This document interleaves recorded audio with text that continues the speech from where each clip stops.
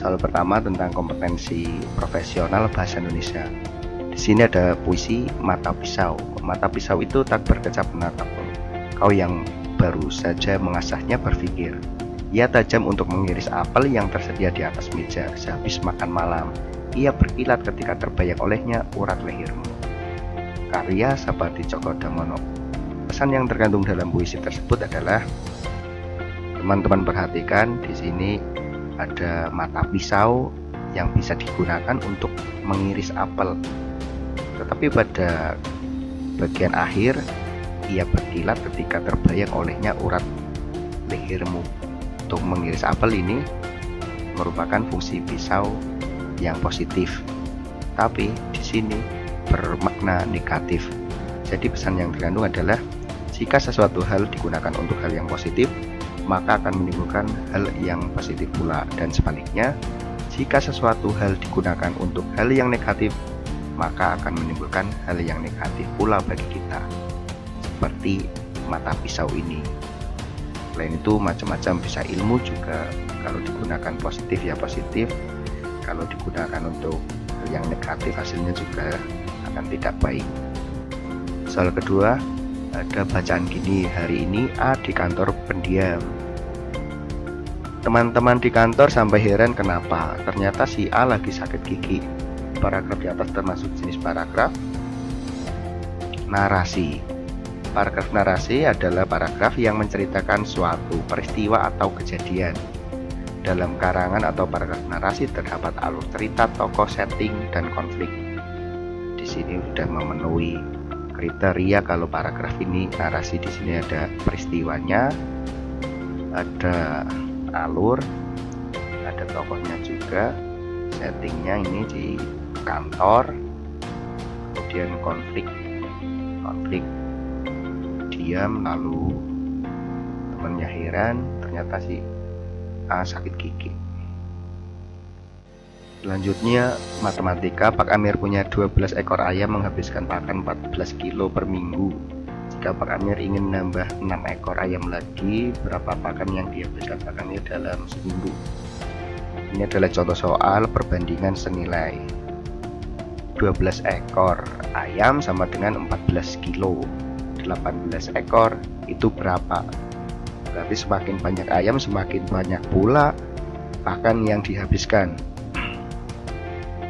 Jadi perbandingan ini adalah perbandingan senilai. Kita kalikan saja jumlah pakan yang dihabiskan seminggu sama dengan 18. Kita kali silang kali 14 dibagi 12. Jadi hasilnya 21 kilo. Umur adik sepertiga umur ayah, umur ibu 5/6 umur ayah. Berapa umur ibu jika umur adik 16 tahun? Kita buat saja permisalannya. Adik A, ayah B, ibu C.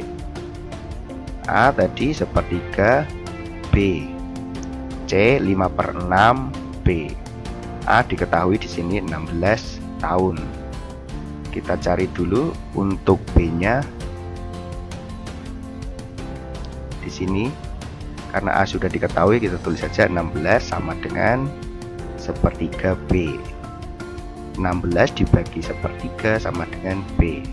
Lalu kita balik, 16 kali 3 sama dengan B. 48 itu adalah B. Lalu kita cari yang ditanyakan adalah ibu, umur ibu yaitu C. C sama dengan 5/6 B, diambil dari sini. C sama dengan 5/6, B nya tadi sudah diketahui 48, bisa dihasilkan C sama dengan 40 tahun. Alasan internal Indonesia dijajah. Alasan internal berarti alasan yang berasal dari dalam. Faktor internal, 1. Kurangnya persatuan, karena saat itu Indonesia sifatnya masih kedaerahan dan bercorak kerajaan.